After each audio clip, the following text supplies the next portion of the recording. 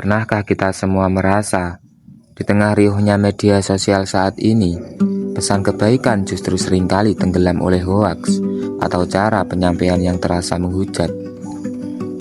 Kita sering melihat pesan dakwah yang niatnya baik, tapi justru memicu konflik karena mengabaikan etika komunikasi, baik secara lisan, tulisan, maupun di ruang digital. Sebenarnya, bagaimana cara menyampaikan ajaran Islam agar tidak hanya difahami sebagai informasi, tapi benar-benar menyentuh hati dan mengubah perilaku tanpa rasa terpaksa? Dan bagaimana etika ini harus beradaptasi agar tetap relevan di tengah pesatnya perkembangan teknologi saat ini? Dan perkenalkan, saya Muhammad Nurul Huda, mahasiswa Komunikasi Penyiaran Islam Universitas Nahdlatul Ulama Blitar, yang akan sedikit membahas tentang etika komunikasi dakwah, baik secara lisan, tulisan, maupun di ruang digital. Pada kesempatan kali ini, ada 3 pembahasan utama.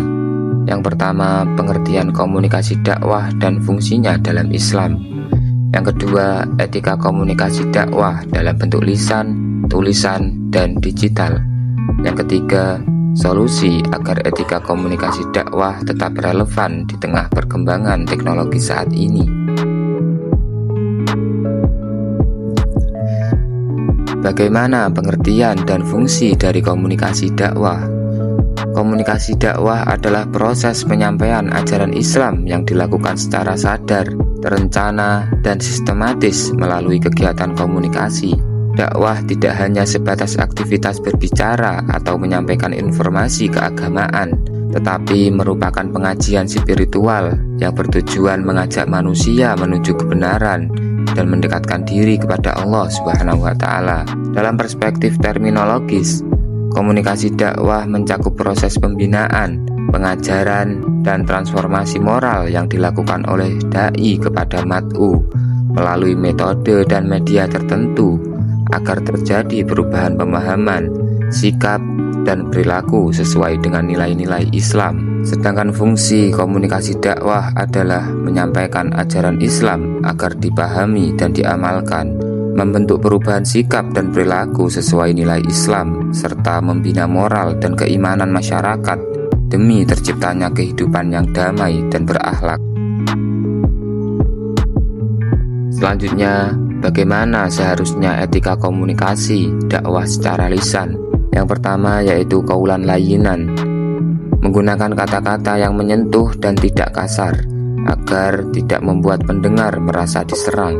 Yang kedua, qaulan ma'rufan, berbicara sesuai etika dan norma setempat agar pesan tidak dianggap asing atau menyinggung budaya. Yang ketiga yaitu qaulan balighon, komunikasi yang efektif, menggunakan bahasa yang sederhana jika bicara dengan orang awam dan bahasa intelektual jika bicara dengan akademisi.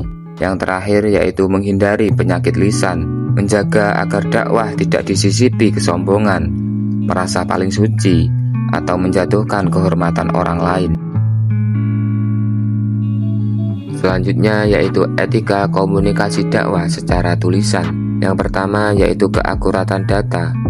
Di era tulisan digital, satu kesalahan kutipan bisa berakibat fatal, maka wajib mencantumkan referensi yang jelas. Yang kedua yaitu bahasa yang santun. Tulisan tidak memiliki nada suara, maka pemilihan kata atau diksi harus sangat hati-hati agar tidak terbaca sebagai kemarahan atau sindiran.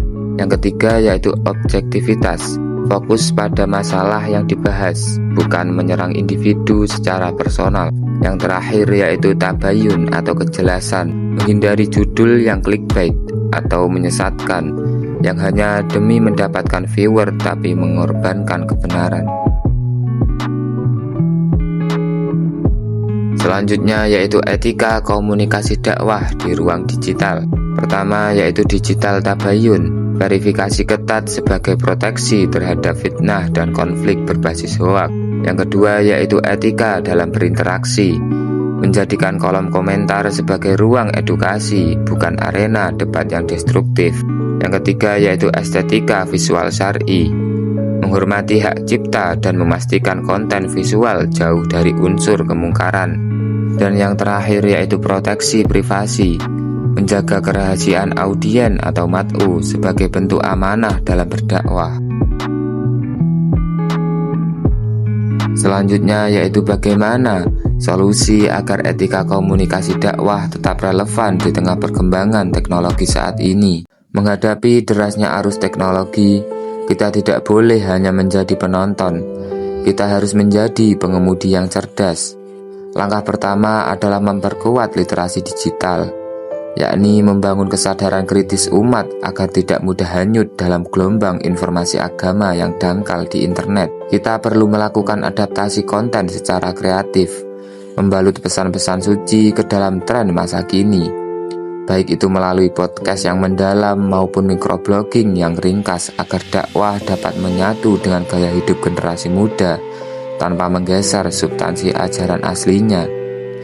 Di tengah maraknya perbedaan, moderasi beragama harus menjadi ruh dalam setiap konten kita. Sampaikanlah pesan yang menyejukkan dan mempersatukan, yang mampu merangkul semua kalangan, bukan yang memicu perpecahan atau mengadu domba.